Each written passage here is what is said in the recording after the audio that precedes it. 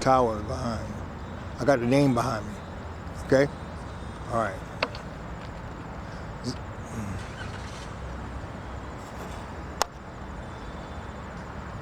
Zachariah Jackson, BASA News.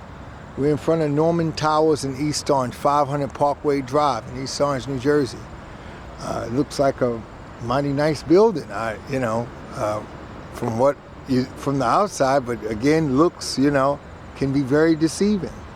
I once heard that, when you don't judge a book by its cover, and to any book, you never know what's inside until you open the book and look inside. So I'm talking to Cynthia. Can you, Cynthia, tell us your story? This building was purchased by L&M Development, the same company that owns Georgia King Village in North, in 2020.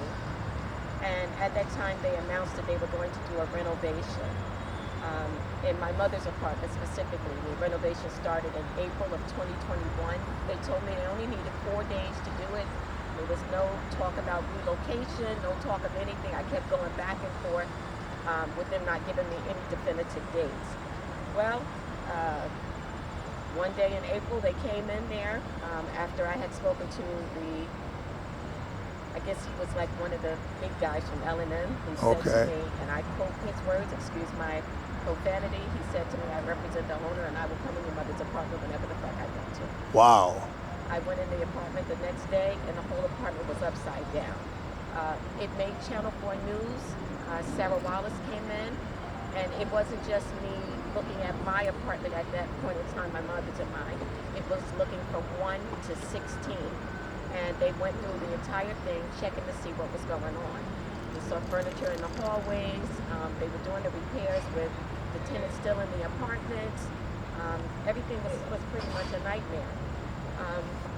They destroyed all of my mother's life-saving equipment. I've spoken to HUD, sent notification to Senator Booker, spoken to the NJHMFA, every other politician, local, state, and federal. And nobody has responded. I just recently, this year, found out that the letter that I sent to Senator Booker was sitting in the governor's office.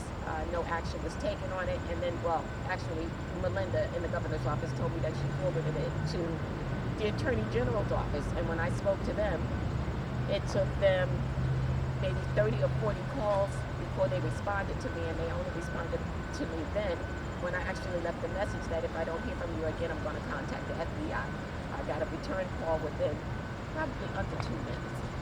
And then I advised them again. They told me that the document was there, but no action had been taken. I filed RICO charges. Initially sent it to the federal sent it back.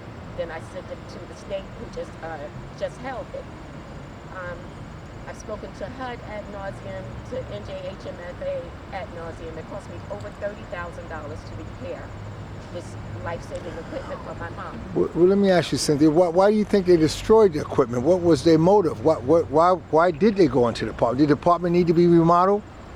They were renovating all of the apartments. Okay. And, it did need to go in. One of the reason why I kept running back and forth is because I kept asking them, when are you going to do it so that I can move or help move the equipment out? That's normal standard procedure to get a notice and let you know when they go. Because I know they're not going to do it all in one day. There's about 100 apartments in this building or more. So my mom was completely disabled, so they really needed to give me some kind of date, what day they were going to go in, and that was my whole thing right there. Let me know what day, so that I can figure out how to get her out of here, so that I could be there, so that you don't void the warranty or destroy it. What I believe is their motivation was a constructive eviction. I'm one of the tenant advocates within the area. Okay. I run the Essex County Tenants Association. So it was a constructive eviction to get rid of me. L&M has a record of doing, or a history of doing these things to other advocates. Now, is your mother on some kind of like in New York, a rent subsidy or something like that? Okay. A HUD subsidy. Okay. Yeah. So they probably want to get rid of her to get a regular paying customer. Okay. Well, I think it was more trying to get rid of me because I was living there with her. Okay. The Tenants Association, they told me we don't want a tenants association in this building because they physically took it away and replaced it with a squishy and don't want to have any issues addressed. Okay, so I've never gone at them for anything other than problems in my mother's apartment. You know, no argument, no nothing. But since that time, they've never replaced any of the money, and they had insurance. We went to court. They were ordered to give me the name of the insurance company. They sent me the name of the insurance company that came after that one did. I contacted the city over and over again. It was an Inspector Gene Lewis, who always identifies himself as a state and a city inspector. And he is well known in East Orange and Orange, as always favoring the landlords. I've got pictures of the day that I called the police, because I called the police and they came.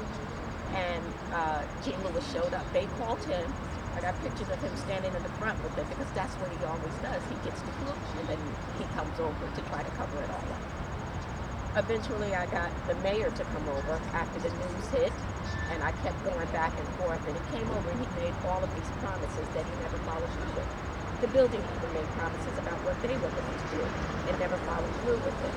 So it's just a nightmare, but the part that is the worst about this completely, and every time I start talking about it, my voice starts shaking. They displaced her. I had to find a way to work and to replace the items that were destroyed. Sure. Mind you, I have seizures.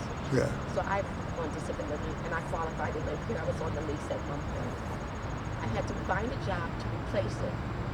She was home 4 days. Well, she went to a nursing facility, caught COVID. She was home 4 days and went into a coma. Wow. Went into the hospital. She had to go onto a respirator. I had to remove my mom from the respirator. She suffered. All of her organs were shutting down. Sure. Okay, so they don't care. So what they've been doing is trying to eject me. They started that lost, filed some kind of DC case, lost, and they keep filing things over and over again. And the lawyer said, just because I didn't win this case doesn't mean we're going to do it. So, right, presently, I don't have a fob to access at the park in the building, in the front of the building. No laundry card. At first, they were trying to deny me maintenance. There was no heat and hot water in this apartment up until November of last year when I went to court to get an order to show cause. And I told the judge, so he ordered them to fix it and to do whatever else they needed to do, and no working toilet. So they were trying to charge full rent instead of a HUD subsidy, where I would be paying about $500. They've been charging $2,100. Took me to court for about $30,000–$40,000, and they're charging back to the time that the apartment wasn't habitable. And what did HUD say about that? Because HUD is the subsidy on this. They knew about it from day one. There's a lady, Princess Thomas, and I think the lady's last name is Peacock Johnson, who came in. They didn't come in because I called them, and I called multiple times. They came in and went to every other apartment except mine to talk to the tenants. Now, there were multiple tenants on that Sarah Wallace broadcast talking about how bad the renovations were. Sure. And what they did. So they're trying to make it seem like it's only me that's not happy, but that's not true. It seems like these tenants are scared to death. Yeah. Some of them, they paid them a little bit of money. Okay, shut up, I'll give you this and give you that, and all kinds of things. To me, I call it like you're paying them like they're crackheads. Yes. All right? I talked to Mike Press, I think his name is Pressman or something, Mike Press, who is the manager of CNC Development, or CNC Partners, who is the management company for the building, which is owned by L&M Development. They're saying, all we want you to do is move. I've been verbally and almost physically assaulted by the compliance manager in here, who seems to forget that I helped her a few years back maintain custody of her daughter, who Norman Towers was who reported her to DICOS to take her child away. Wow. All right, so she yelled at me in front of the police, and right now we're in court. We're scheduled to go back again in September. So one of the things that their attorney is saying to me now is, we'll let you stay, not 3 years, and we won't charge you any rent, okay? But you have to give us a move-out fee, okay? Or we're going to sue you, and then we're going to take you in front of an administrative hearing at HUD so that you never get HUD again for the rest of your life. And what does HUD say? Is HUD saying anything about this at all? The assistant director called me, like I keep calling New York, you know, sometimes you call down to Newark and the office has a recording on that says, we're not in the office today. I called in New York, they called them, they take the recording off. I went in last Friday again, and after calling New York, the lady, Angela, a lawyer, spoke to the director in the facility in Newark, who said, had the assistant director call me, I think his name was Mr. Calvert or something like that. He said he was going to look into it. It seemed like he was talking to me like this was the first time he ever heard that they destroyed her life-saving equipment. Life-saving equipment. Yes. I'm not just talking about just anything. They broke the hospital bed, low air loss mattress, didn't cover up the oxygen. Everything was destroyed. I had to hire somebody to move the stuff out. Wow. And buy all new stuff. So the nightmare is just a continual, it feels like an assault. Yes, you feel. I'm not sleeping good. Sure. Okay. Last month I had 26 seizures, stress related. Yes. Okay. It's just one thing again. So we were scheduled to go to court on Monday. All of a sudden, the case wasn't on the calendar. Somebody from the NJHMFA called me, Nancy Malonis, and said that she was going to talk to the manager or the department that handles property management, who has never called me. These people have been involved since 2021, before my mother was deceased. Wow. They had every opportunity to help her stay alive, and they did not do it. And then they're saying, once it gets to court, there's nothing we can do. It's your fault it got to court. All right? The mayor's office knew. Everybody knew. Code enforcement knew. Nobody bothered to do anything to help. National Action Network, the day that National Action Network, the mayor, all of them came through. Steffi Bartley. Calm down, calm down. Get your composure. Nan took me through some things. Steffi Bartley did, hanging up on me on the phone. From what I understand, he and the person, Steve Young, who came out here, they were having some kind of argument with each other. Bartley found out, started a broadcast, and then he took it out on me. In order to shut down the investigation, this is what was said to me directly by Steve Young, that he picked up the phone. Somebody in East Orange called Ross Baraka in Newark, or their office, who contacted Stephanie Bartley to shut down the investigation. After that, I couldn't get anybody to move. The next time I got somebody in there was late October. My mother had COVID by then. Sure. All right, the mayor came in, made all of these promises. Now, the one thing they didn't know is I hit record while they were in the apartment, with the chief of staff being disrespectful, to the point where the mayor was apologizing for the things that he was saying to me. The mayor of Newark or the mayor of East Orange? East Orange. It's Ted Green. Ted Green. That day, we had Ted Green in there, the chief of staff, Tony Jackson. We had Jerry Smith, Steffi Bartley, somebody from the trauma unit. I think his name was Kirby. They run a TV station in Newark. Okay. The health department was in there. Hassan Kirby. Yeah. Yeah, okay, yes. So they were all in there, and they all saw. Kirby was explaining to them the condition of the apartment when he saw it. The whole place was destroyed. And they keep saying, no, it wasn't. What the CNC manager told me was, you know, give a list of everything that's wrong. And when he finally talked to me on the phone, he said to me, what do you want me to pay for next, the whole dining?